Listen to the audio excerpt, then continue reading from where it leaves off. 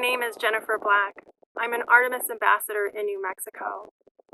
I hunt and fish and forage for food because I love having a direct connection with the water and land where fish and plants and animals live. I wasn't always able to enjoy the outdoors because I was sick. One of the things that helped me heal was food. So I started thinking about food as medicine, and that gave me an appreciation for having a clean and wild food source.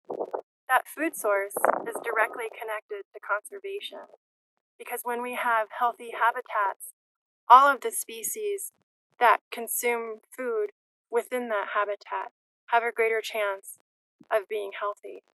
And that's something that I'd like to see for generations to come.